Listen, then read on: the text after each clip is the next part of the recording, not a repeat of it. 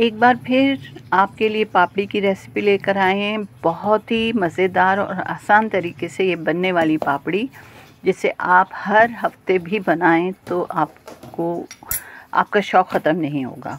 बहुत ही आसान रेसिपी है, इतनी आसान रेसिपी आपको कोई नहीं बताएगा। ये मैंने 1 कप मैदे में 1.25 टेबल स्पून ऑयल या घी, आपको जो दिल चाहे ले लीजिए, और थोड़ा सा अजवाइन डाल के इसको अच्छे से मिक्स करिए और मुट्ठी बना के देख लीजिए। अगर नहीं बन रही है तो थोड़ा सा ऑयल और घी मज़ीद डाल दीजिए बस। और इसको हमने गूंद लेना है बहुत ही आसानी से, नरमी से, क्योंकि हमें ना तो सख्त डो चाहिए और ना ही नरम।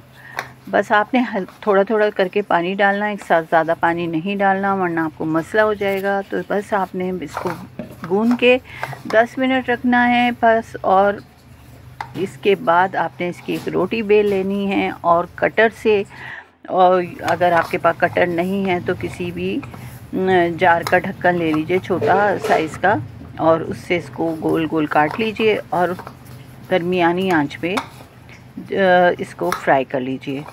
बहुत आंच तेज़ पे बिल्कुल आप इसको नहीं डालेंगे। जब बिल्कुल हल्की आंच हो, तेल गरम हुआ हो, उसके बाद आप इसको पापड़ी को इसके अंदर डालेंगे और इसका इंतज़ार करेंगे सुकून और आराम के साथ, ताकि ये पापड़ी आपकी हल्की हल्की आंच पे सुनहरी होती जाए। और फिर जब वो सुनहरी हो जाए तो आप उसे किसी छलनी में या किसी जाली पे रख दीजिए, ताकि वो जितनी भी है गरम वो ठंडी हो जाए। इस तरह से उसको अलग अलग कर दीजिए और जाली में, ताकि वो एक दूसरे के साथ चिपकी भी नहीं हो और गरम गरम एक दूसरे के साथ लगी रहेंगी, तो फिर वो ठंडी होने में टाइम लेंगी। तो उनको थोड़ा सा फासले पे रख दीजिए और इन्हें ठंडे होने का इनका इंतज़ार कीजिए। बस जैसे ही ये ठंडी हो जाएं तो एक चॉपर में इसको बंद कीजिए और रख दीजिए। आप यकीन करें क्रिस्पी रहेंगी, बहुत ही मज़े की। और आप इसको छोला चाट पे डाल के खाइए, या वैसे ही आपका दिल चाह रहा है चलते फिरते चाय के साथ, बस आपने इसको खा लेना है। हाँ जी, इसको कांटे से ज़रूर इसमें थोड़े से छोटे छोटे से हमने वो कर देने हैं होल, ताकि ये जो है वो फूले नहीं, वरना ये क्रिस्पी नहीं बनेंगी। बस इसको फूलना नहीं चाहिए, ठीक है ना। तो कैसी लगी ये रेसिपी? बहुत आसान है और इंशाल्लाह इसको आप बनाएंगे ना तो आपको मज़ा आ जाएगा। आप कहेंगे कि वाकई किसी ने बहुत आसान तरीके से हमें पापड़ी बनाना बताया है। तो बस इसको देखें तो कितनी हल्की आंच पे मैंने ऑयल गरम किया हुआ है।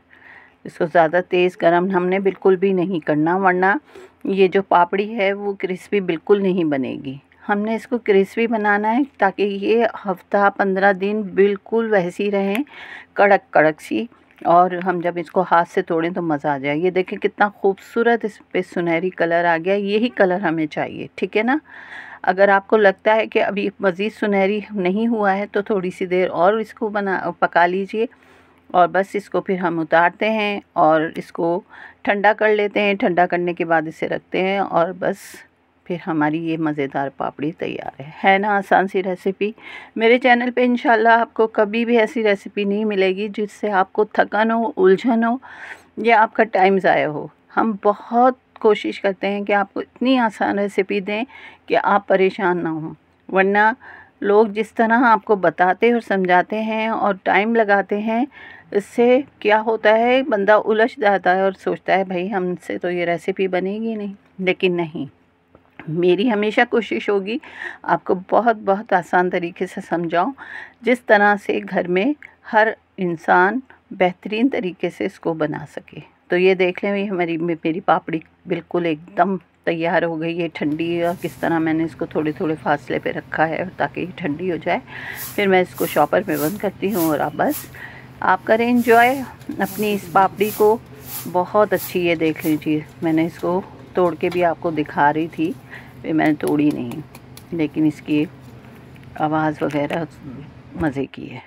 तो बना लीजिए फिर इस पापड़ी को और एंजॉय कीजिए और घर वालों से दाद लीजिए।